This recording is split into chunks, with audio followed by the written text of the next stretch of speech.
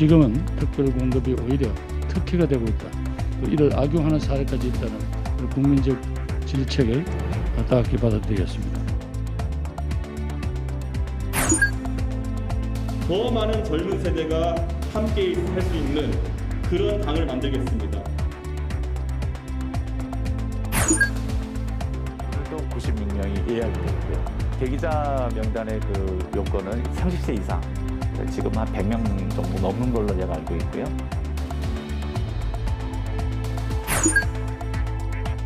독도 문제에 대한 일본 내에서의 잘못된 행동에 대해서는 저는 결코 용납하지 않겠습니다.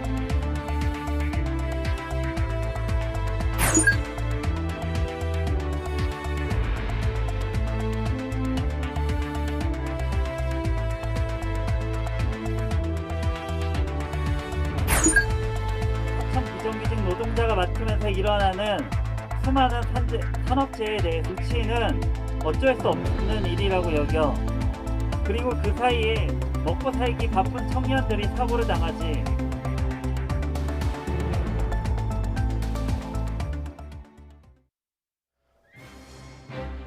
시청자 여러분 안녕하십니까? YTN 뉴스나이트 시작합니다. 더불어민주당과 정부가 세종시 공무원 특별공급제도를 전면 폐지하기로 했습니다. LH 사태로 성난 부동산 민심을 확인했던 정부 여당은 당장 다음 달부터 특공제도 폐지 절차에 돌입합니다. 김태민 기자의 보도입니다. LH 사태 여진 속에 터진 관세평가분류원의 이른바 유령청사 논란은 성난 부동산 민심에 또다시 불을 지폈습니다. 세종시 이전이 확정되기도 전에 청사를 짓고 아파트 분양권부터 챙긴 행태 때문입니다. 이번에도 심상치 않은 분위기로 돌아가자 고위당정 주요 안건에 올렸습니다. 민주당이 먼저 특별공급제도의 목적이 어느 정도 달성됐다며 제도 전면 폐지를 건의했고, 당초 목적이 이제는 어느 정도 달성되었다고 판단합니다. 필요 이상의 과도한 특혜라고 여겨지지 않도록 세종시 이전 기관 특별공급제도를 이제는 폐지할 것도 검토해 주실 것을. 불과 1시간 반 만에 정부도 이에 동의하면서 특공 폐지가 신속하게 확정됐습니다. 다음 달부터 곧바로 세종시 특공제도 폐지를 위한 후속 조치가 시작됩니다. 특히 기존 특혜 환수 논의는 정부 자체 조사와 법률 검토를 거쳐 진행하기로 했습니다. 정부 여당이 이처럼 빠르게 움직인 건 단순 제도 개선만으론 성난 민심을 달래기 어렵다는 공감대가 있었기 때문입니다. 세종시에 대한 아파트 특별공급제도 자체가 국민적 따가운 질책이 되고 있다는 것을 잘 알고 있습니다. 지금은 특별공급이 오히려 특혜가 되고 있다. 또 이를 악용하는 사례까지 있다는 국민적 질책을 따갑게 받아들이겠습니다. 4.7 재보선 참패의 도화선이 된 LH 사태처럼 전 정권 탓으로 책임을 돌린다면 내년 대선에서 더 큰 역풍을 맞을 거란 우려도 한몫했습니다. 야당이 국정조사 요구로 압박하자 여당은 특공제도 전면 폐지로 서둘러 진화에 나섰습니다. 그만큼 대선 전국에서 부동산 민심은 핵심 이슈가 될 수밖에 없기 때문입니다. YTN 김태민입니다. 세종시 공무원 아파트 특별공급 제도는 논란 속에 결국 10년 만에 사라지게 되는 셈입니다. 행안부와 과기부 등 현재 특공을 받고 있는 기관은 특공이 바로 중단됩니다. 보도에 오인석 기자입니다. 지난 10년간 세종에 공급된 아파트 9만 6천여 호 중 2만 5천여 호가 공무원 등 이정기관 종사자 특공으로 채워졌습니다. 조성 초기만 해도 공무원들이 서울 등 수도권 생활을 정리하고 허허 벌판에 지어지는 세종시로 내려오면서 공무원 아파트 특공의 당위성은 컸습니다. 하지만 지난해 이후 세종시 집값이 수직 상승하면서 사정이 바뀌었습니다. 정치권에서 국회 이전 등 행정수도 이전 문제가 거론되면서 집값이 크게 올라 특공은 로또 특혜 분양이라는 비판에 직면했습니다. 여기에 관세청사나 관세평가분류원이 세종시 특공을 노리고 세종시에 유령 청사를 지었다는 의혹까지 제기되면서 특공 폐지론이 강하게 제기됐습니다. 말도 많고 탈도 많았던 특공이 결국 10년 만에 폐지됩니다. 이에 따라 행정안전부와 과학기술정보통신부 등 현재 특공을 받고 있는 기관은 특공 혜택이 바로 중단됩니다. 중소벤처기업부 등 현재 이전을 추진 중인 기관들도 특공을 받을 수 없을 것으로 보입니다. 또 세종 이전이 논의 중인 세종 국회의사당 직원들도 특공 혜택을 못 받게 됩니다. 세종시 주택 청약 물량의 절반을 차지하는 특공 제도가 폐지되면서 무주택자 등 실수요자의 청약 기회가 많아질 것이란 전망이 나오고 있습니다. 지난해 세종시 아파트 청약 경쟁률은 평균 150대 1을 넘었습니다. 청약 경쟁률이 전국 최고일 정도로 내 집 마련의 문턱이 높았는데 특공제도 폐지로 인해서 실수요자들의 내 집 마련의 기회가 대폭 넓어지는 효과가 나타날 것으로 보입니다. 세종시는 특공을 폐지해도 앞으로 이전해 올 기관의 종사자들이 정착하는 데 필요한 후속 대책을 마련해야 한다고 촉구했습니다. 또 앞으로 공동주택과 토지에 대한 투기 차단에 적극 나서 부동산 시장 안정화를 위해 노력하겠다고 밝혔습니다. YTN 오인석입니다. 차가운 민심에 직면한 더불어민주당이 부동산 정책 손보기에 나섰습니다. 사실상 첫 번째 대안으로 재산세 감면 등의 카드를 꺼내들었지만 부동산 시장 불안을 해소하기엔 역부족인 변죽만 올린 대책이라는 비판이 적지 않습니다. 조태현 기자입니다. 지난 재보궐선거에서 민심의 일격을 맞은 더불어민주당. 참패 이후론 부동산 정책 실패가 첫 선으로 꼽혔습니다. 문재인 정부 출범 뒤 20번이 넘는 부동산 대책에도 집값은 무섭게 치솟았고 전세 대란까지 벌어졌기 때문입니다. 일부 투기 억제에는 성공을 했지만 자산가치 상승에 의해서 상승하는 집값 상승을 잠재우는 데는 좀 부족했었습니다. 우왕좌왕하던 여당이 내놓은 첫 번째 정책 대안은 규제 완화 카드입니다. 재산세 감면 대상을 확대하는 동시에 무주택자에 대해선 주택담보대출 비율 LTV도 완화하겠다는 겁니다. 여기에 더해 문재인 정부 초기 부동산 정책의 핵심이었던 등록 임대사업자 제도에 대한 대대적인 손보기에도 나서기로 했습니다. 이를 통해 이른바 매물 잠김 현상을 해소하고 실수요자들의 부담을 줄인다는 게 여당의 계획입니다. 양도세를 줄이기 위해서 내놓는 매물이 늘어나서 거래의 숨통이 들 거로 예상이 되고요. 다만 최종적으로 정책이 확정되기 전까지는 당분간 관망세를 보일 것으로 예상이 됩니다. 하지만 정책의 불확실성은 여전합니다. 무엇보다 당내의 혼선 속에 종합부동산세와 양도소득세에 대해선 명확한 결론을 내리지 못했습니다. 세금을 통해 부동산 가격 안정을 꾀한다는 정책 기조를 유지하는 것인지 아니면 후퇴하는 것인지 시장의 혼란을 오히려 부추기고 있다는 비판에서 자유롭기 어려워 보입니다. 매입임대주택을 폐지함으로써 아마도 다세대 주택이나 연립대까지도 비아파트 부분까지도 전세 가격이나 월세 가격이 올라갈 가능성도 있고요. 또 이제 전세가 점점 줄면서 월세가 가속화될 가능성도 있습니다. 부동산 정책에 대한 신뢰가 땅에 떨어진 만큼 우선 정부와 여당 내부의 혼선부터 정리한 뒤 일관된 메시지를 시장에 전달하는 게 중요하다는 지적이 나오고 있습니다. YTN 조태현입니다. 국민의힘 당대표 예비 경선에서 이준석 전 최고위원이 1위를 기록했지만 초선인 김은혜 의원은 고배를 마셨습니다. 이로써 나경원, 주호영 전 원내대표 등 당내 중진급과 이준석 전 최고위원의 구도로 본경선이 치러지게 됐습니다. 황혜경 기자가 보도합니다. 나경원, 이준석, 조경태, 주호영, 홍문표 이상 5분의 후보자가 선출되었습니다. 국민의힘 당대표 후보가 8명에서 5명으로 압축됐습니다. 이미 여론조사에서 돌풍을 일으켰던 이준석 후보가 압도적 1위를 기록한 가운데 나경원, 주호영 전 원내대표, 홍문표, 조경태 의원이 뒤를 이었습니다. 당내 지지세가 미미할 것으로 예상됐던 이준석 후보가 당원 여론조사에서도 나경원 전 대표와 불과 1% 차이로 바짝 올라선 것으로 나타났습니다. 초선의 김은혜 의원은 이준석 전 최고와 함께 본선 진출에 기대를 모았지만 끝내 문턱을 넘지는 못했습니다. 값진 승리를 얻었습니다. 그것도 매우 큰 승리였습니다. 저는 이 열망을 이번 전당대회에 그대로 담아내고자 합니다. 더 많은 젊은 세대가 함께 할 수 있는 그런 당을 만들겠습니다. 이로써 4번의 합동연설과 5번의 토론회를 거쳐 다음 달 11일 당원 선거인단 투표 70%, 역선택 방지 조항을 추가한 여론조사 30%로 최후 승자를 가릅니다. 하지만 결과를 장담하긴 어렵습니다. 탈락한 신예 주자의 표까지 더해질 경우 이준석 후보의 힘이 실리지만 4명의 중진 후보 가운데 일부가 힘을 합치거나 단일화에 나설 가능성도 배제할 수 없기 때문입니다. 제가 남은 후보자들 중에서 딱 가운데 있는 아직도 제가 50대입니다. 세대 통합하기도 좋을 것 같고요.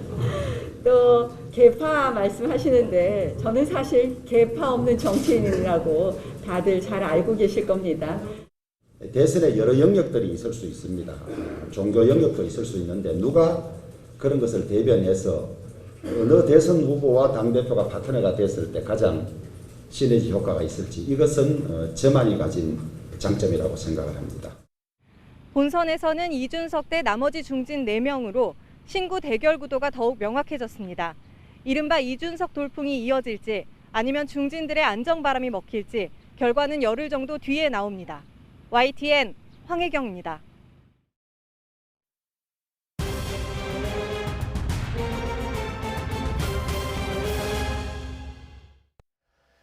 예순 5살에서 74살까지에 대한 아스트라제네카 백신 접종이 시작되면서 접종률이 늘어 오늘 오후 5시 기준으로 전 국민의 10%가 1차 접종을 마쳤습니다. 병원마다 백신을 맞으려는 발길이 이어지고 있습니다. 양동훈 기자입니다. 서울 성산동의 내과. 아스트라제네카 백신을 맞으러 온 어르신들로 대기실이 여느 때보다 북적입니다. 손에 예진표를 들고 차례로 진료실에 들어가 주사를 맞습니다. 만 65살에서 74살까지 아스트라제네카 접종이 시작된 첫날, 하루에 접종 가능한 인원인 96명이 백신을 맞은 이 병원에서는 둘째 날도 예약이 꽉 찼습니다. 오늘도 96명이 예약이 돼 있고요. 대기자 명단의 그 요건은 30세 이상. 그래서 지금 한 100명 정도 넘는 걸로 제가 알고 있고요. 첫날인 27일 아스트라제네카 1차 접종을 마친 사람은 57만 5천 명. 이를 포함해 하루 동안 71만 1천여 명이 백신을 맞았고 둘째 날은 17시 기준 모두 57만 3천 명이 접종받았습니다. 1차 접종으로만 보면 전 국민의 10%가 넘는 520만 명이 코로나19 예방접종을 마친 것으로 집계됐습니다. 부작용 우려로 접종하지 않으려는 사람이 많을 거란 예상과 달리 접종 행렬은 종일 이어졌습니다. 백신을 맞으면 코로나가 안 걸리고 좋아진다고 그래서 맞으러 왔어요. 이상 반응 같은 거 걱정도 되는데 그래도 이상 반응 없는 사람이 훨씬 많은 것 같고. 접종받은 사람들 표정엔 코로나19에 대한 두려움에서 벗어날 수 있다는 안심과 빨리 일상으로 돌아가고 싶다는 기대가 가득했습니다. 지인들도 만나서 대화도 할 수 있고 나가서 일도 할 수 있는 부분도 있고 대중교통도 탈 때 좋고 마스크를 벗는다는 게 얼마나 좋습니까? 예약 첫날부터 신청자가 몰렸던 자녀 백신 접종 열기도 계속됐습니다. 취소된 백신을 확인할 수 있는 앱을 통해 백신을 맞은 사람은 하루 동안 4,200명을 넘었습니다. 신청을 하려고 해보니까 그 주변 백신 남아있는 잔량들이 전부 다 0이고 주변에서도 많이 맞으려고 뭐 이래저래 방법을 알아서 많이 신청을 하는 것 같습니다. 60살 이상 74살 이하 접종 사전 예약은 다음 달 3일까지 할 수 있습니다. 현재 예약률은 64.9%입니다. 방역당국은 지금처럼 접종자들의 발길이 이어지면 접종 목표 달성에 큰 문제가 없을 것으로 내다봤습니다. YTN 양동훈입니다. 코로나19 백신 접종 상반기 목표인 1,300만 명까지 700만 명 넘게 남은 상태입니다. 정부는 백신 물량이나 인프라는 충분하다면서 목표 달성 여부는 접종 참여율에 달려있다고 진단했습니다. 이영원 기자입니다. 코로나19 백신 1차 접종자가 500만 명을 넘어섰습니다.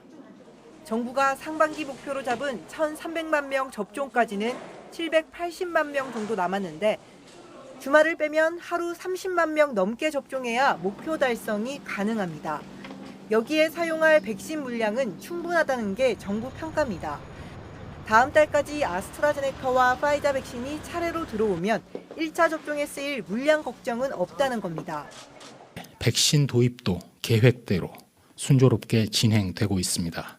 상반기 도입 물량인 1,838만 회분 중 1,164만 회분 도입이 완료되었습니다. 접종의 속도를 낼 인프라도 이미 구축돼 있습니다. 12,000개 넘는 민간 위탁 의료기관이 가동되면서 하루에만 70만 명 넘게 접종을 받았습니다. 정부는 최대 100만 명 이상도 가능하다며 상반기 목표 달성은 접종 참여도에 달려 있다고 강조했습니다. 다양한 접종 대상자들에 대한 예약이 현재 진행되고 있습니다. 이 예약 기간 중에 예약률을 최대한 높이고 접종에 참여하도록 하는 것이 가장 큰 관건인 것 같고요. 이 시기 접종이 집중된 60살 이상 고령층을 상대로 백신 효과와 안전성을 거듭 설명하는 한편 이들에게 주어질 접종 인센티브를 추가로 마련하고 있습니다.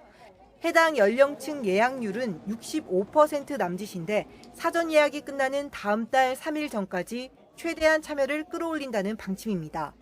YTN 이영훈입니다. 백신 접종이 순조롭지만 걱정도 있습니다. 기존 바이러스보다 확산 속도가 빠른 인도발 변이 바이러스가 우리 지역사회에서도 전파된 사실이 확인됐습니다. 인도 변이는 기존의 영국 변이보다도 확산 속도가 빠르고 백신의 효과도 상당 부분 떨어뜨리는 것으로 보고돼서 앞으로 유행 상황에 중요한 변수가 될 전망입니다. 보도에 박홍구 기자입니다. 경기도 파주에 근무하는 군인에게서 인도발 변이 바이러스가 발견됐습니다. 현재까지 인도 변이는 국내에서 107건이 확인됐는데 대부분 해외 유입이었고 지역사회 전파가 확인된 것은 이번이 처음입니다.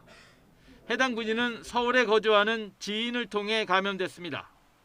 N차 전파가 이뤄져 총 6명의 감염 고리가 확인됐는데 현재 추가 조사가 진행 중입니다. 지역사회 감시 강화 과정 중에 인도 변이가 확인된 케이스이고 경기도에서 신고된 케이스입니다. 현재는 감염 경로하고 그 밖에 추가 전파 상황들에 대해서는 조사가 진행 중에 있고 인도 변이는 영국 변이보다 전파력이 훨씬 강한 것으로 알려져 세계보건기구도 영국과 남아공, 브라질 변이에 이어 주요 변이에 포함해 관리하고 있습니다. 캘리포니아 변이하고 남아공 변이가 두 개가 한꺼번에 들어가 있는데 그 항체를 무력화시킬 수 있는 변이가 두 개가 같이 동시에 존재해서 영국 변이주의 확산 속도보다도 50% 정도 확산 속도가 빠르다는 거거든요. 방역당국은 인도 변이가 백신의 효과도 떨어뜨리는 것으로 나타났다고 밝혔습니다. 백신 2회 접종을 완료했을 경우 기존 바이러스에 대해 화이자는 100%, 아스트라제네카는 90%의 예방 효과가 있으나 인도 변이에 대해서는 방어력이 크게 떨어졌습니다. 파이자 백신의 경우 2번 완전 접종이 이루어졌을 때 인도 변이에 대해서 88%의 방어력, 그리고 아스트라제네카의 경우 60%의 방어력을 보였습니다. 코로나19 신규 환자는 587명으로 사흘 만에 다시 500명대로 감소했습니다. 하지만 일상생활 공간이나 노래방, 유흥시설 등에서 집단 발병이 이어지며 하루 400에서 700명대 환자가 발생하는 불안한 상황이 2달 넘게 계속되고 있습니다. 방역당국은 코로나19가 장기화하면서 변이의 등장을 막을 수는 없는 상황이라며 국내는 아직 영국 변이가 대세인 만큼 예방접종의 순서와 시기에 맞춰 빠짐없이 접종에 참여하는 게 무엇보다 중요하다고 강조했습니다. YTN 박홍구입니다. 제주 지역은 다음 주 월요일부터 사회적 거리두기 2단계에 들어갑니다. 반면 오랫동안 2단계에 있다가 최근 1.5단계로 조정된 부산은 환자가 계속 줄면서 일부 영업 제한 조치도 완화될 예정입니다. 김종호 기자가 보도합니다. 누적 확진 환자가 1,000명을 넘어선 제주. 최근 일주일 하루 평균 12.6명이 확진 판정을 받았는데 숫자가 많지 않아 보일 수도 있지만 제주 인구가 서울 인구의 7% 정도임을 고려하면 심각한 수준이라고 할 수 있습니다. 이에 따라 제주도는 다음 주 월요일부터 사회적 거리두기를 기존 1.5단계에서 2단계로 상향 적용하기로 했습니다. 애초 영업 제한 시간이 없었던 유흥시설 5종과 실내체육시설 등은 밤 11시부터 다음날 새벽 5시까지 영업할 수 없고 식당과 카페 등도 같은 시간 동안은 포장과 배달만 가능합니다. 외출과 이동을 자제해 주시고 꼭 필요하지 않은 사적 모임은 5인 미만이라 하더라도 앞으로 2주 동안은 최대한 피해 주실 것을 간곡히 부탁드립니다. 반면 지난 24일 2단계에서 1.5단계로 조정된 부산에서는 최근 일주일 하루 평균 16명이 확진 판정을 받았습니다. 제주보다 부산 인구가 5배가량 많은 점을 고려하면 상대적으로 적다고 할 수 있고 실제 감소세도 뚜렷합니다. 이에 따라 부산시는 다음 주 월요일부터 유흥시설 5종과 홀덤펍, 노래 연습장 영업금지 시작 시각을 기존 밤 10시에서 11시로 완화하기로 했습니다. 식당과 카페, 편의점과 포장마차도 매장 영업 가능 시간이 1시간 더 늘어납니다. 영업주분들이 방역수칙 준수 노력으로 영업 제한 조치가 완화된 만큼 앞으로도 사회적 거리두기 조치에 협조하여 주시기를 당부드립니다. 제주와 부산의 이번 조치는 다음 주 월요일부터 2주간 적용됩니다. YTN 김종호입니다.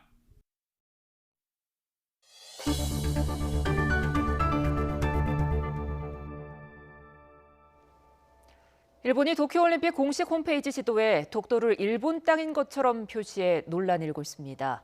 정의용 외교부 장관은 강력히 대응하겠다고 밝혔는데 일본은 우리 주장을 받아들일 수 없다며 맞서고 있습니다.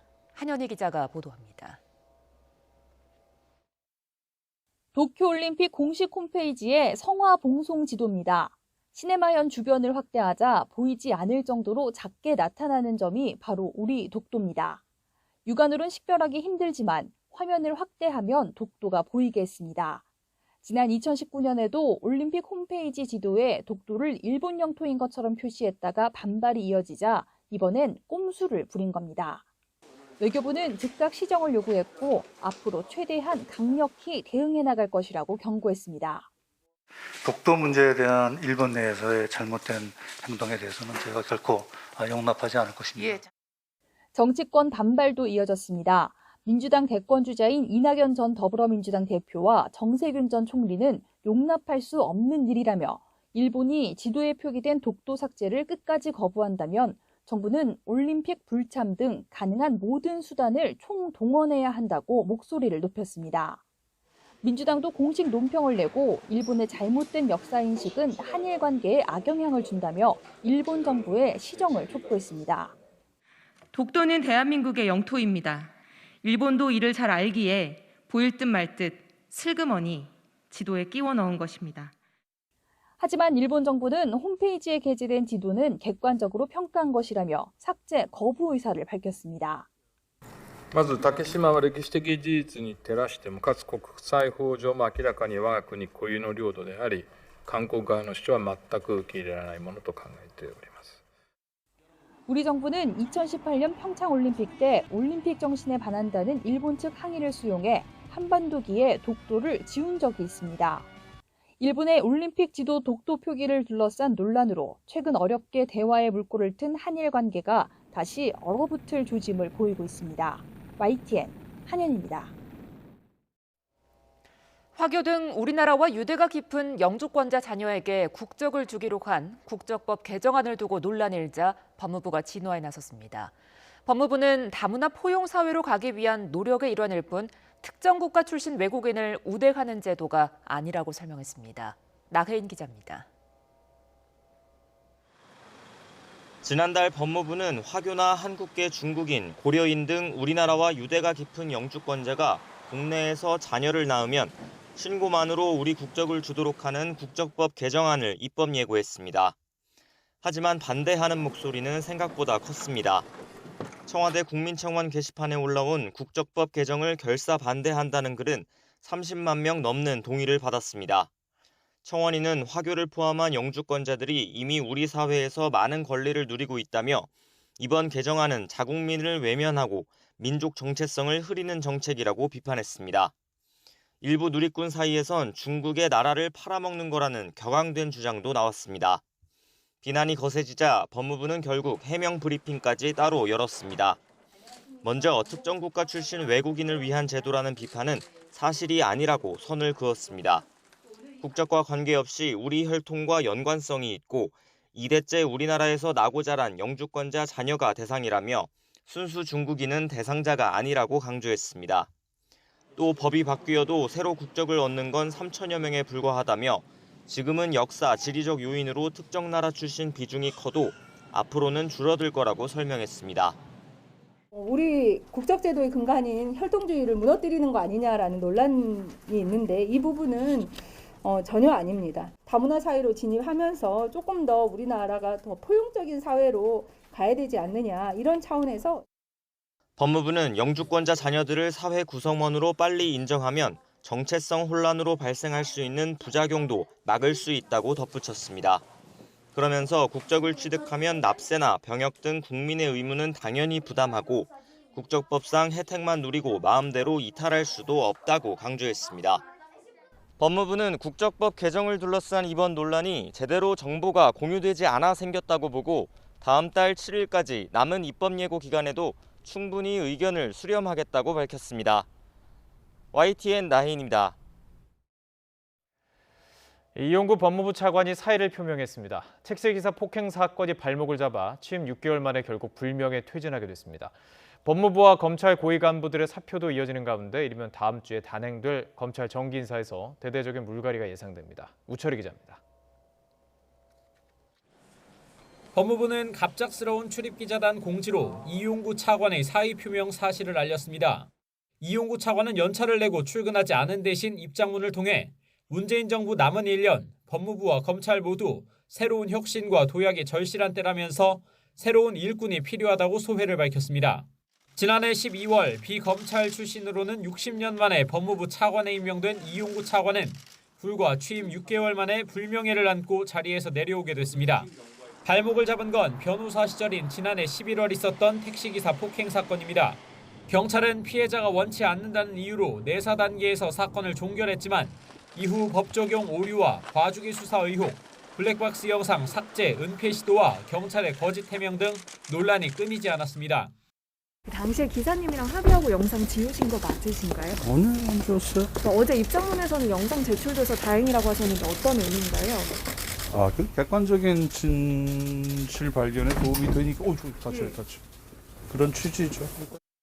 경찰과 검찰 모두 관련 사건 수사를 진행하고 있는 가운데 이용구 차관은 주말인 지난 22일 서울중앙지검에서 소환 조사를 받았고 곧 재판에 넘겨질 거란 관측까지 나오자 결국 사의를 결심한 것으로 보입니다. 이런 가운데 이용구 차관에 이어 법무부와 검찰 간부들도 줄줄이 사표를 제출했습니다. 고검장급에선 처음으로 조상철 서울고검장이 이젠 떠날 때가 됐다면서 사의를 표명했고 법무부 고위직인 강호성 범죄예방정책국장과 이영희 교정본부장도 조직 쇄신과 인사적체 해소를 꺼내들면서 명예퇴직을 신청했습니다. 박범계 법무부 장관의 인사적체 언급과 검찰 인사위원회의 기수 파괴 논의가 고위 간부들에 대한 용퇴 압박으로 받아들여지는 분위기입니다. 이용구 차관의 사의 표명과 법무부, 검찰 간부들의 줄사표로 자리가 비면서 이르면 다음 주에 있을 검찰 정기 인사는 대대적인 물갈이를 예고하고 있습니다. YTN 우철입니다. 충분한 근거 없이 불가리스가 코로나19를 예방한다는 효과가 있다 이렇게 주장했던 남양유업이 결국 사모펀드에 팔렸습니다. 갑질 파문에 이어서 불가리스 사태까지 불거지면서 소비자의 불신이 걷잡을 수 없이 커지자 소유주는 지분을 모두 매각했습니다. 조용성 기자가 보도합니다.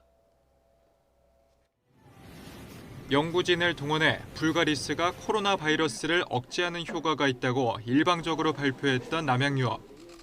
사회적 불신이 커지자 직을 내려놓는 사과와 지배구조 개선을 약속했습니다. 자식에게도 경영권을 물려주지 않겠습니다. 사태 수습을 하느라 이러한 결심을 하는 데까지 늦어진 점 진심으로 죄송합니다. 사과 발표 3주 만에 내놓은 답은 개선안이 아닌 지분 매각입니다. 53%가량의 회사 지분을 3,100억 원을 받고 사모펀드 한행컴퍼니에 팔기로 했습니다. 회사 이미지가 끝없이 추락하자 고 홍두영 창업주가 회사를 세운 지 57년 만에 매각하게 됐습니다. 지난 2013년에는 갑질 논란과 대리점에 물건을 강매했다는 의혹에 이어 영업 직원 욕설 녹취록까지 공개됐습니다. 대리점이 회사의 동반자이자 한 가족이라는 사실을 가슴 깊이 명심하고 함께 발전할 수 있도록 진심 어린 마음으로 노력하겠습니다. 지난해에는 온라인에서 경쟁사를 비방하는 글을 유포한 혐의로 검찰 수사도 받았습니다. 창업주 외손녀 황하나의 마약 투약 사건은 회사 이미지에 더욱 큰 타격이 됐습니다. 먼저 2013년 회사의 밀어내기 사건과 사회적 물의를 일으킨 저희 외조카 황하나 사건, 보다 적극적인 자세로 나서서 사과드리고 필요한 조치를 취했어야 했는데 한행컴퍼니는 인수를 마무리한 대로 집행임원 제도를 도입해 지배구조 개선과 경영 효율화에 나설 계획입니다. 각종 파문과 사과를 반복한 끝에 대규모 소비자 불매운동까지 자초한 남양유업. 회사를 인수한 한행컴퍼니가 등 돌린 소비자의 마음을 되돌리는데 상당한 난관이 예상됩니다. YTN 조용성입니다.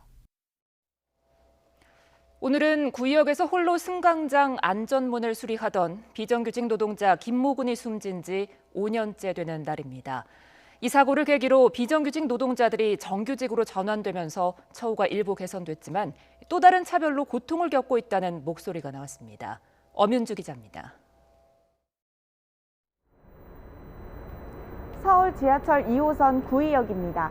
지난 2016년 이곳에서 스크린도어를 정비하던 하청업체 직원 김모군이 열차에 치여 숨진 지 5년이 됐습니다. 현장에는 김 군을 추모하기 위한 포스트잇과 함께 이렇게 국화꽃도 놓여 있습니다. 올해도 어김없이 그를 잊지 않는 시민들의 발길이 이어졌습니다. 너는 나다라는 말, 그 말을 남겨주는 구의역 김군 잊지 않겠다고, 그리고 그 말을 항상 지켜내겠다고 썼습니다. 여전히 그 원청의 책임, 대기업들의 책임이 또 제대로 지어지지 않고 있다. 김군의 사고 이후 노동 현장은 어떻게 바뀌었을까? 지난 2018년 서울교통공사는 김군과 같은 업무를 하던 비정규직 직원들을 정규직으로 전환해줬습니다. 위험한 작업을 거부할 권리가 생겼고 2인 1조 근무도 지켜지고 있지만 모든 게 해소된 건 아닙니다.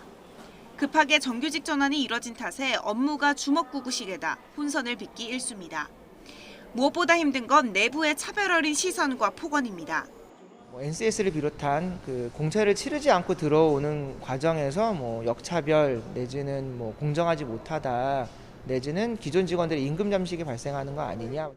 노동환경건강연구소가 서울교통공사 승강장 안전문 분야 종사자들에게 실시한 설문조사에서 응답자의 20%가량이 높은 수준의 직장 내 괴롭힘을 겪는다고 답했습니다. 비정규직이었다는 이유로 모욕적인 발언을 상습적으로 들었다는 증언도 나왔습니다. 조직이 충분한 준비를 하지 못했던 것으로 나타나요. 기본적으로 24시간 돌아가야 되는 시스템 하에서 갖춰져야 될 구조가 이분들을 맞을 준비가 안 돼 있었던 거죠. 김군의 죽음을 마주했던 동료들은 차별을 겪어야 하는 현실 역시 또 다른 산이라고 말합니다. 이와 함께 하루 평균 산업노동자 7명이 숨지고 있는 실태 또한 여전하다고 목소리를 높였습니다. 하루빨리 정말 적어도 일하다가 사망하는 노동자가 없었으면 하는데 당연히 법적 강제력과 그에 따른 징벌적인 그런 처벌 조항이 있어야지 최소한의 안전규정 등이 지켜지고 마련될 수 있다고 보여지고요. 청년 단체들도 다시 국회 앞에 모였습니다. 5인 미만 사업장에 대한 법 적용을 제외하고 기업의 책임을 완화한 지금의 중대재해기업처벌법은 누더기라며 이를 통과시킨 국회와 정부 여당을 규탄했습니다. 해결하겠다고 약속만 할 뿐 달라진 것은 없었습니다. 그마저 유가족들이 곡기를 끊으면서 간절히 바랬던 중대재해기업처벌법도 누더기로 통과시켰습니다. 김군이 하늘로 떠난 지 5년이 흘러 위험의 외주화를 막기 위한 바탕이 되는 법안은 어렵사리 만들어졌지만 노동자들이 차별받지 않고 안전하게 일할 수 있는 일터는 아직 요원합니다. YTN 엄윤주입니다. 세종시 한 제지공장에서 300kg이 넘는 파지 더미에 깔린 화물차 기사가 숨졌다는 소식 전해드렸는데요. 노조는 사측이 화물차 기사에게 위험한 작업을 떠넘겨 발생한 사고라고 주장했습니다. 사고 현장 안전관리도 허술했던 것으로 드러났습니다. 이상곤 기자입니다. 비가 오는 궂은 날씨 속에 유족들이 사고 현장을 찾았습니다. 숨진 50대 화물차 운전기사가 파지 더미에 깔렸던 곳에는 빗물이 가득 차 있습니다. 화물연대 노조는 회사 측이 쓰레기가 날린다는 이유로 지대가 낮은 곳까지 차를 후진한 뒤 컨테이너 문을 열라고 해 사고가 났다고 주장했습니다. 유족들도 사측이 화물차 기사를 위험에 내몰았다며 참담한 심정을 토로했습니다. 회사 측에서 자기네들이 뭐 인건비를 저기 하려고 하는 건지 뭘 저기 때문에 그런 건지는 모르겠지만 너무 화물 기사들을 좀 함부로 하는 것 같더라고요. 그러니까 어디를 가면 다 기사들 보고 다 하라 그러고 잘못되면 또 기사가 잘못됐다 그러고. 사고 이후 현장 인근에는 컨테이너 문을 안전하게 여는 방법이 담긴 안내문이 게시됐습니다. 그러나 이 역시도 사고 이후 원청인 쌍용 CMB 측이 화물 노동자에게 상하차 작업을 계속 강요하는 것이라고 노조는 반발했습니다. 지금까지의 회사의 안전에 대한 또 화물 노동자 업무 외 작업에 대한 이 문개폐에 대한 인식이 그대로 드러나는 증거가 바로 여기 있는 것입니다. 사고가 난 공장의 안전관리도 허술했던 것으로 드러났습니다. 사고 현장을 비추는 CCTV가 있었지만 최근 며칠 동안은 녹화가 돼 있지 않았다고 경찰은 밝혔습니다. 현장에 안전관리자도 없었고 파지 하차 작업은 사고 이후에도 한때 재개됐던 것으로 전해졌습니다. 노동계는 경영 책임자의 의무와 이행사항을 구체적으로 명시한 중대재해기업처벌법 시행령 마련만이 노동자의 억울한 죽음을 막을 수 있다고 강조했습니다. 노동자의 생명을 존중하지 않고 사회적 책임을 다하지 않는 기업은 존재할 이유가 없습니다. 퇴출시켜야 합니다. 화물연대 노조는 화물 노동자가 위험에 내몰리는 관행을 뿌리 뽑기 위해 제지공장 정문 앞에서 천막농성을 이어가기로 했습니다. YTN 이상군입니다.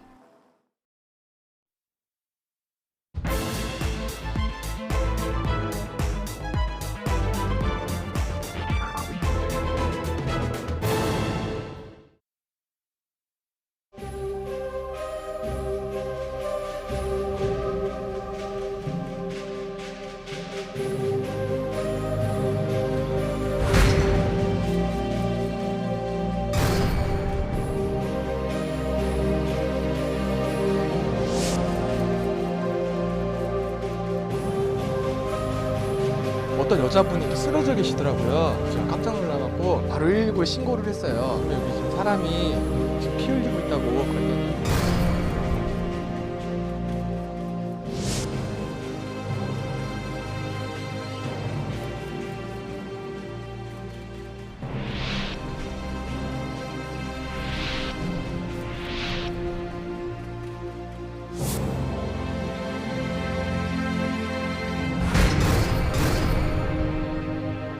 기본적으로는 끝까지 동물을 책임지겠다는 마음이 없다면 처음부터 반려동물을 키우지 말아야 하는 게 맞는 거죠.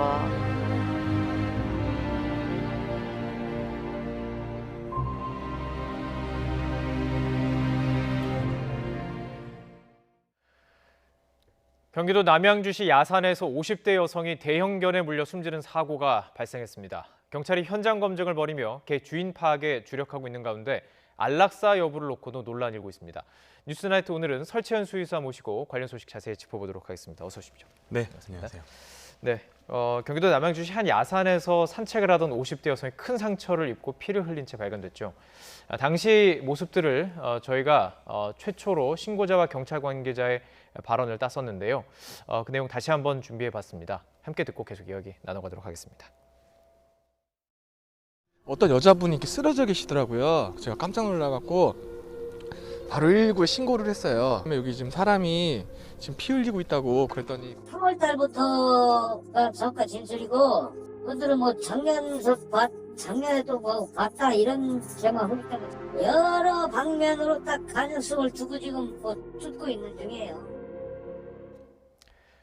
네, 이 영상은 YTN을 통해서 확보가 됐고 공개를 했고요. 제가 최초라고 얘기를 했지만 최초 신고자입니다. 수정을 하도록 하겠습니다. 자, 지금 이 당시 그 CCTV를 혹시 저희가 공개된 내용을 뭐 전부 다 보시진 못했겠지만 좀 보셨는지 궁금하네요. 네, 확인했었습니다. 예. 네. 이 사건 어떻게 좀 파악을 하셨어요?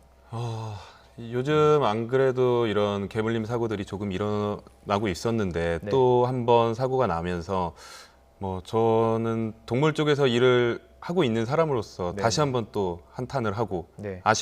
안타깝고 또 피해자분이 사망하셨기 때문에 네네. 너무 더 안타까운 마음이 들었습니다. 그러니까 지금 상황을 조금 다시 재구성을 해본다면 평범한 야산에 50대 여성분이 그냥 산책을 간 겁니다. 네. 이분이 뭐 어떤 공격성을 가지고 있는 그 강아지가 걔가 봤을 때 나를 공격한다라고 느낄 만한 상황이었는지는 모르겠지만 평범한 산책 과정 속에서 대형견을 마주치게 됐고 3분 정도 공격을 받았습니다. 네. 그리고 나서 이제 과다출혈을 숨지게 된 상황인데요. 지금 분석을 하실 때는 이 대형견이 왜 흥분을 했고 왜 공격을 했다고 보시는 거예요? 사실 지금 나와 있는 영상만으로 정확한 공격성의 원인을 파악하기는 상당히 힘든 상황입니다. 하지만 그 뒤로 나온 우리 뉴스로 봤을 때는 우선 음식에 대한 소유 공격성이 상당히 높다라고 지금 있는 보호소에서도 그런 상황도 있어서 혹시 먹을 것을 먹고 있는 상황에서 본의 아니게 우리 피해자분께서 지나가지 않았나라는 생각도 들 수 있고요. 그리고 지금 그 주변을 갔을 때 되게 편안한 모습과 자기의 영역처럼 생각하는 모습들이 보인다라고 봤을 때도 영역 방어에 대한 공격성으로 나타났을 가능성도 있고요.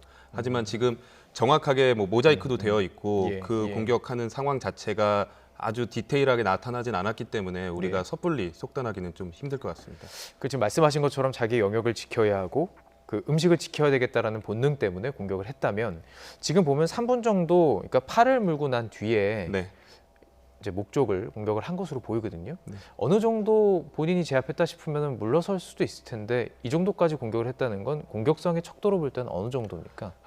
우선은 뭐 거의 마지막 단계라고 보시면 되고요. 아주 가장 공격적인. 네. 그리고 지금 무는 양상으로 봤을 때는 아까 제가 말씀드리지 않은 뭐 우리가 사냥 본능 공격성이라고 하는 그런 공격성도 의심해 볼 수는 있습니다.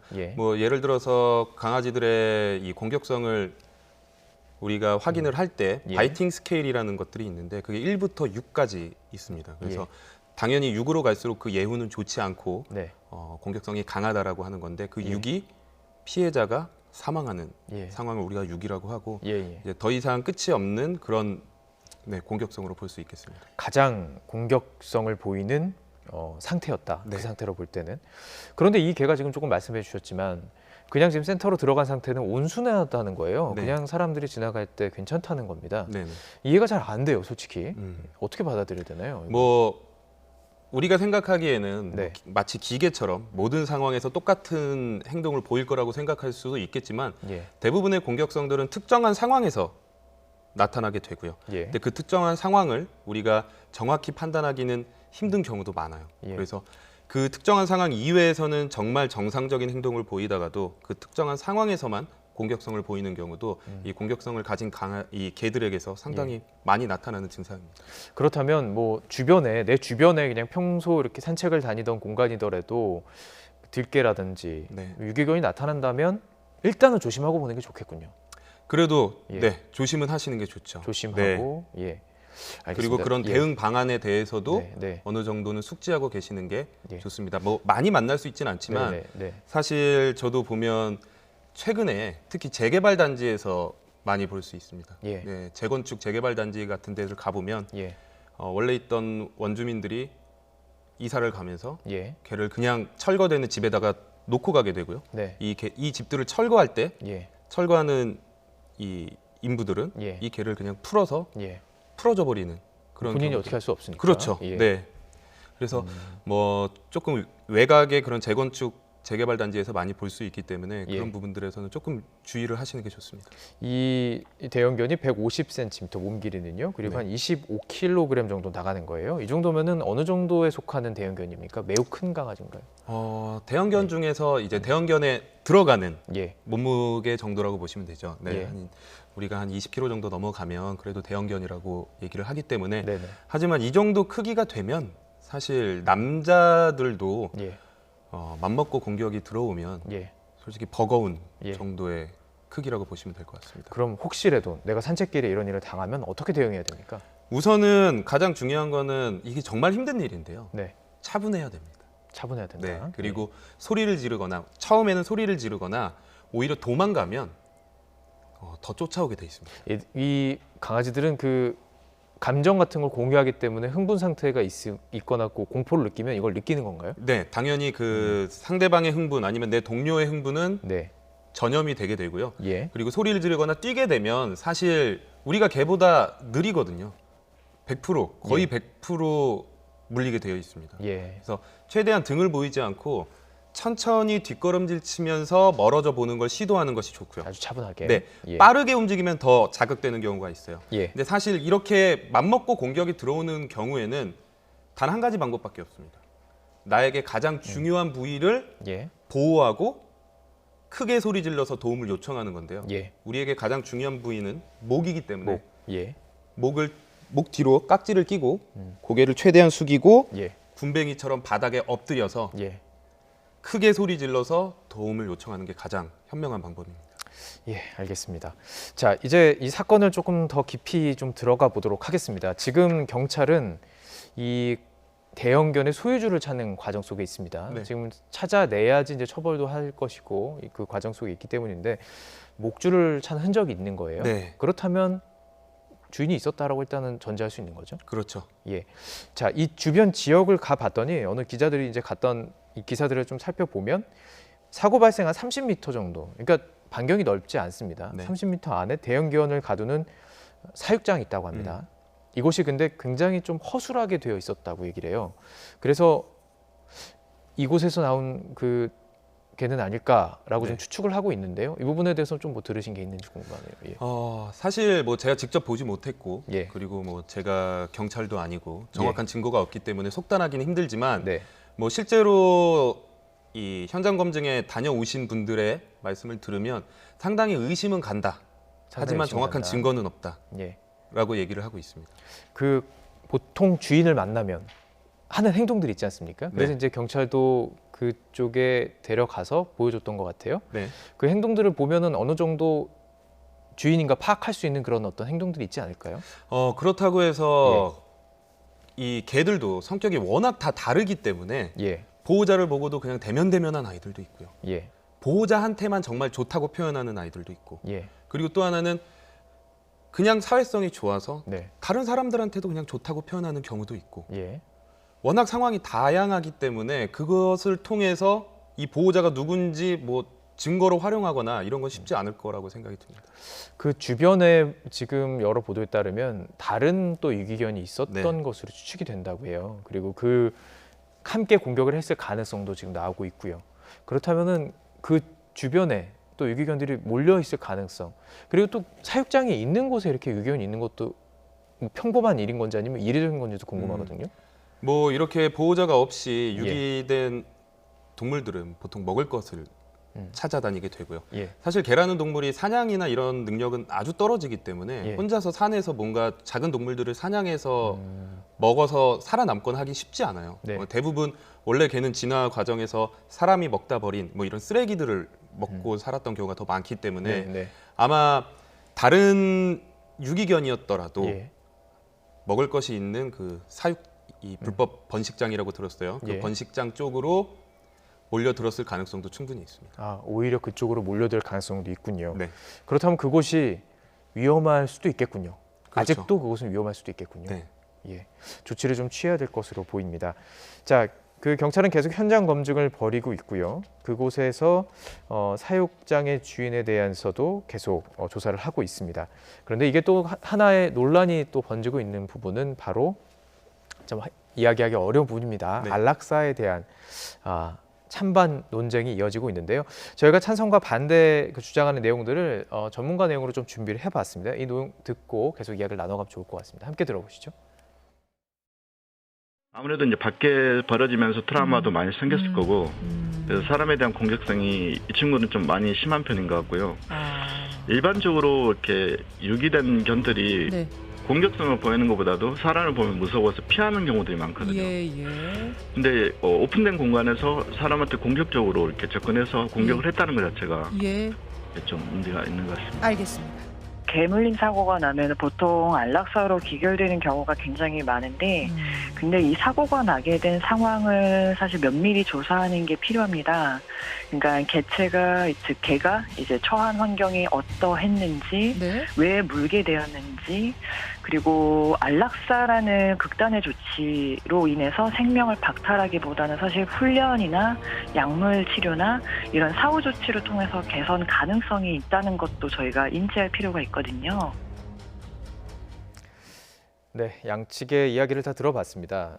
지금 공격성이 너무 심하다는 거예요. 네. 그렇기 때문에 또 다른 공격을 할 수도 있다라는 것이 이제 안락사를 해야 된다는 의견이고, 또 반대되는 의견은 그 개들이 문제가 아닐 것이다. 어떤 환경 속에서 어떤 스트레스를 받았고 그것을 그렇게 만든 사람이 있을 것이다. 그것을 고쳐야 된다는 얘기예요. 네. 뭐 두 개 다 수긍을 하실 것 같은데요. 조금 네. 더 뭐 무게가 실리는 부분이 있습니까? 우선은 말씀하신 것처럼 둘 다 수긍이 가는 얘기입니다. 예. 하지만 지금 우선 이 상황에서는 예. 안락사는 피할 수 없을 거라고 생각이 됩니다. 예. 네. 우선 처음에 말씀드렸듯이 이 개들의 공격성을 평가할 때 바이팅 스케일, 그리고 우리가 바이팅 이니비션이라는 게 있습니다. 어떤 사람은 화가 나도 참을 거고요. 예. 어떤 사람은 주먹을 쓰기도 하고요.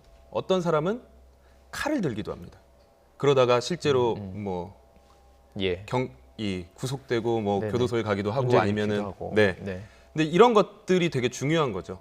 모든 개들이 화가 난다고 지금 내가 화가 나는 상황과 아니면 두려운 상황에 있다고 이 물림 강도를 아주 강하게 하는 것은 아닙니다. 그래서 이 바이팅 이니비션, 물림 강도의 조절이라는 것이 상당히 중요한데 예. 실제로 예전에 저는 개물림 사고 있을 때 안락사를 반대한 적이 훨씬 더 많았습니다. 네. 그때는 이런 바이팅 스케일이나 이 물림 강도를 봤을 때 네. 충분히 보호자가 관리하고 교육하고 약물적 처치 등을 시행한다면 다시 우리 인간들과 사회로, 함께 네, 예. 사회로 들어올 수 있다라고 판단이 됐었지만 네. 사실 이렇게 이 피해자가 사망한 경우 같은 경우에는 그 예우가 좋기가 상당히 힘듭니다. 그리고 아무리 교화가 가능한다고 하더라도 예. 그리고 안 좋은 상황에 있었기 때문에 예. 좀 이런 사고가 났다고 하더라도 예. 피해자가 사라지는 건 아니거든요. 그리고 피해자가 지금 사망했잖아요. 또 피해자 가족도 있고요. 네. 예. 그렇기 때문에 미국이나 뭐 유럽 같은 경우에는 이런 상황에 대해서 벌써 시스템이 갖춰져 있습니다. 각 있어요. 주별로. 예. 예. 뭐 잠재적으로 위험한 개, 예. 뭐 실질적으로 위험한 개. 예. 그러면 주에서 이 개는 밖에 나오지 뭐 밖에 나올 때 무조건 입마개를 씌워야 하며 아니면 밖에 나오지 못하고 예. 집 안에 있을 때는 일정한 공간에 펜스를 쳐서 가둬놓아야 하며 네. 이런 페널티를 주게 되고요. 이런 걸 지키지 않았을 때 실제로 법원에서 안락사를 권고하기도 합니다. 예. 근데 그런 시스템 자체가 없이 지금 저는 사실 이게 안락사를 찬성하냐 반대하냐는 되게 소모적인 논쟁이라고 생각이 들고요. 예. 지금 우리 피해자분도 예. 사실 그렇게 얘기하셨잖아요. 영상을 공개한 이유는 다시는 이런 사고가 일어나지 않았으면 좋겠는 마음에 한 거다. 예. 그럼 우리는 지금 안락사를 하냐 마냐가 아니라 예. 왜 이런 개들이 나오게 문제를 됐고 일으키느냐. 버려지게 됐고 나오게 됐고 공격성을 보여서 우리가 어떻게 해결해야지만 다음부터 이런 피해자가 다시 생기지 않느냐를 고민해야 될 때거든요. 예. 이거는 너무 소모적인 논쟁이라고 생각을 합니다. 이미 저지른 일에 안락사를 하고 말고는 앞으로 벌어질 사고를 대비하는 것과는 무관하기 때문에 네. 그렇죠. 알겠습니다. 저희가 그래픽을 하나 준비한 게 있는데요. 지금 개물림 사고가 연도별로 좀 준비를 해봤습니다. 연도별로 개물림 사고가 발생하는 것을 나타냈고요. 좀 특이한 것은 6월, 7월, 8월, 5월, 6월, 7월, 8월에 개물림 사고가 많아져요. 이거는 어떤 이유가 있다고 보시는지요? 아무래도 사람들도 활동이 조금 더 늘어나게 되고요. 예. 그리고 강아지들도, 예. 개들도 예. 산책이나 활동들이 많이 늘어나게 되면서 예. 더 부닥치는 일들이 많다라고 생각이 됩니다. 네. 그러니까 뭐 특별히 뭐 5월에서 8월 정도에는 더 흥분도가 높아지거나 뭐 생리학적으로 그런 건 아니고요. 근데 예. 뭐 사실 예. 뭐 동물들도 예. 많이 덥거나 그러면 예. 스트레스 지수는 예. 올라가게 되고요. 예. 스트레스 지수가 올라갔을 때는 상당히 더 예민해지고 예. 공격성도 더 많이 나타날 수 있죠. 알겠습니다. 지금 설명해 주신 말씀들을 들어보면 사람도 똑같은 것 같아요. 화가 난다고 말씀하셨듯이 참는 사람도 있고 뭐 손을 쓰는 사람도 있지만 지금 이 경우는 칼을 든 거나 마찬가지인 거군요. 그렇죠. 이 대형견 네. 같은 경우는. 그렇다면 뭐 마지막으로 짧게 이것을 어떻게 뭐 법례화 같은 것들 어떤 식으로 하면 좀 좋을까요? 우선은 예. 이 특히 뭐 도시도 그렇지만 이 교외 지역의 반려견이나 이 개를 키우는 네. 이 허들을 좀 많이 높여야 됩니다. 예. 지금 그리고 보통 보시면 지금 그 불법 번식장에서 나왔는지 아닌지는 모르지만 예. 그 상황을 보면 나와도 이상할 게 전혀 없어요. 예. 거기서 탈출했다라고 얘기를 해도 네. 그렇게 나올 수 있겠구나라고 생각이 되거든요. 예. 근데 그런 곳이 도처에 널려 있습니다. 산 안에 불법적으로 예. 번식장을 하고 예. 도망가고 탈출해도 전혀 신경 쓰지 않으며 그냥 나갔구나 아니면 네. 뭐 팔리지 않으면 줄 풀어서 버려버리고 이런 상황들이 너무나도 많기 때문에 우선은 법제화를 관리가 돼야 되는 네. 거예요. 예. 시스템적으로 그런 법제화를 만들어야지만 예. 근본적인 이 문제가 해결될 거라고 생각이 됩니다. 위험한 환경 자체를 줄여나가는 필요, 네. 이게 가장 중요할 것 같네요. 네, 설채연 수의사 모시고 오늘 관련 소식 자세히 다뤄봤습니다. 말씀 고맙습니다. 네, 감사합니다.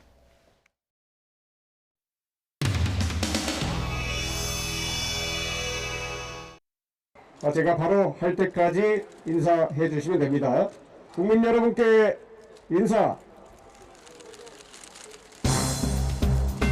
정치는 자기가 하고 싶은 이야기를 하는 게 아니라 국민의 목소리를 대변하는 것이라고 들었습니다.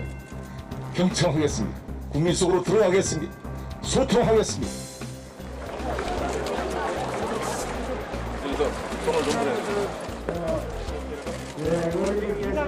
손을 다 같이 인사해 주시는 게 좋을 것 같아요.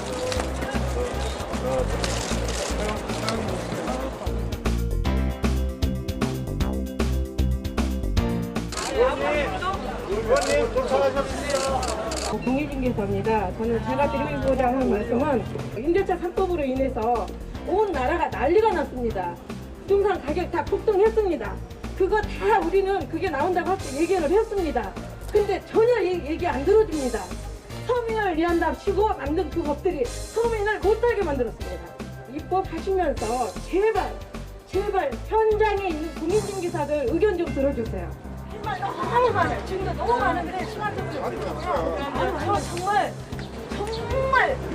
촛불 집회 내일 김장을 해도 오늘 나가고 알겠습니다. 돌아서 잘하셨어요.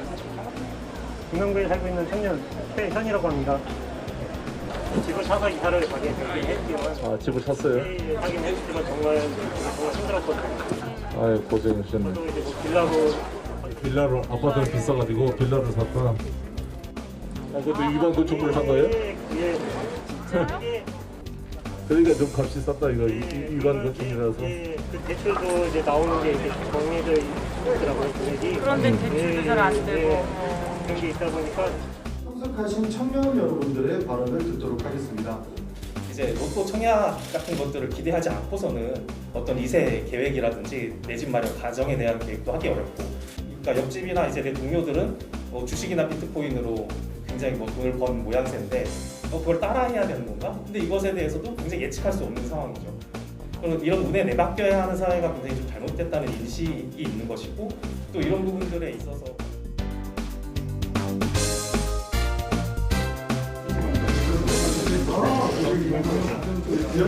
삼성바이오로직스 송도공장에서 속기하겠습니다. 한미 정상회담에서 수많은 성과가 있었지만 그 중에서 가장 큰 성과. 몇 개 차는 세계 최초입니다. 엄청 궁금하죠. 그렇죠. 1g에 지금 $10,000. 한 병이면 돈이 한 10억 되거든요. 가방으로 들고 가면 가방을 들고 가면 전 세계의 바이오 제약 회사들은 거의 70% 이상이 고객이거든요. 보슈, BLS,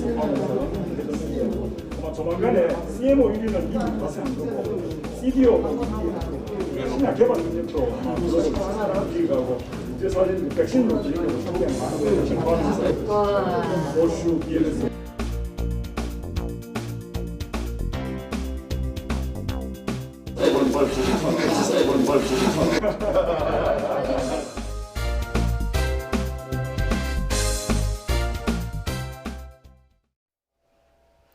최근 우리 사회 가장 큰 현안으로 떠오른 가상자산 문제를 다룰 정부 부처가 정해졌습니다.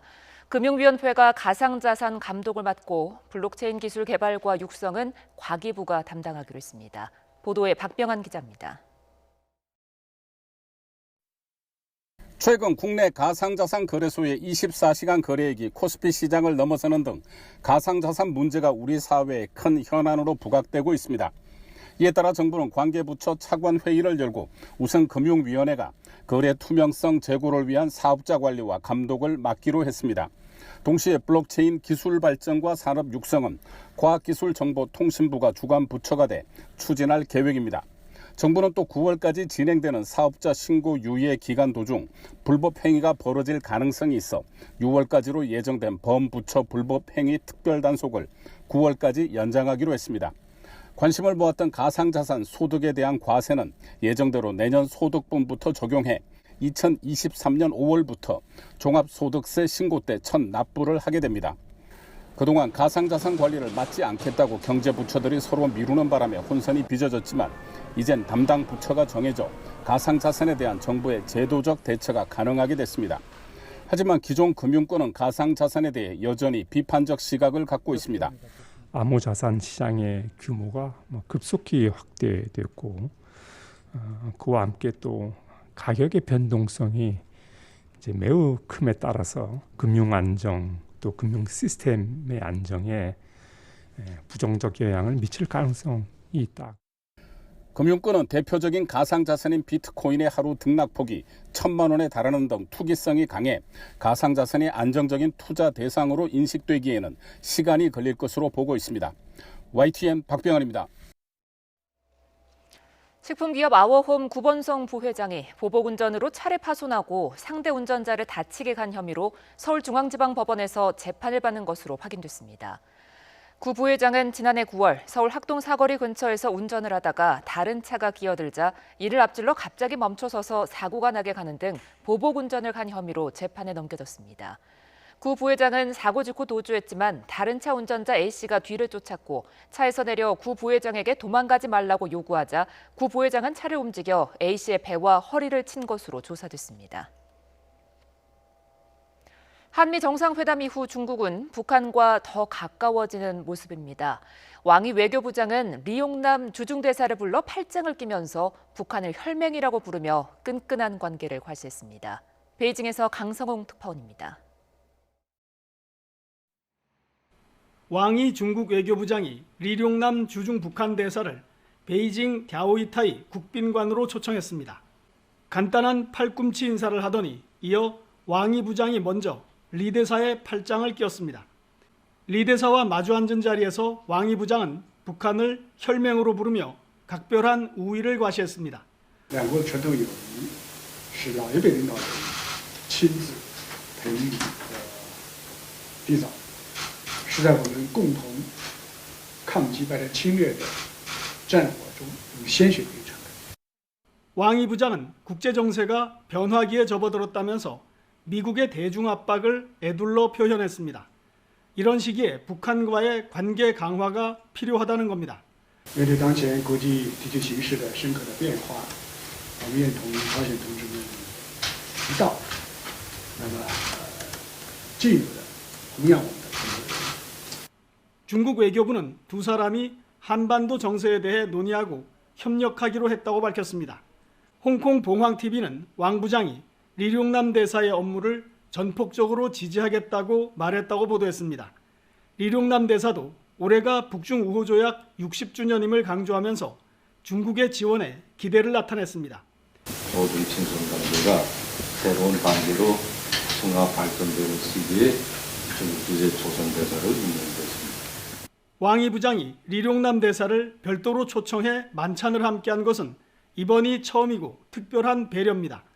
코로나19로 북중 간 인적 교류가 중단된 이후 열린 최고위급 대면 회담이기도 합니다. 그런 만큼 이번 회동에서 한미 정상회담 이후 북한의 대미 전략에 대해서도 긴밀한 얘기가 오갔을 가능성이 높습니다. 베이징에서 YTN 강성웅입니다. 일본 화물선이 한국인 선원이 탄 선박과 충돌해 침몰하는 사고가 일어나 일본인 선원 3명이 실종됐습니다. 어젯밤 11시 55분쯤 일본 에미에현 이마바리시 앞바다에서 일본 화물선 100호가 마실제도 선적의 케미컬선 울산 파이오니어호와 충돌해 침몰했습니다. 이 사고로 일본 화물선에 탄 선원 12명 중 3명이 실종됐고 나머지 9명은 구조돼 인근 병원에서 치료를 받고 있습니다. 바샤드 알-아사드 시리아 대통령이 지난 26일 치러진 대통령 선거에서 4선에 성공하며 28년 철권 통치의 길을 열었습니다. 함무다 사바그 시리아 의회 의장은 알 아사드 대통령이 득표율 95.1%를 기록하며 당선됐다고 발표했습니다. 미국과 유럽 당국은 이번 선거가 분쟁 해결을 위한 유엔 결의에 위배되고 국제적 감시도 부족한 데다 모든 시리아인을 대표할 수 없다며 선거의 정당성에 의문을 제기했습니다.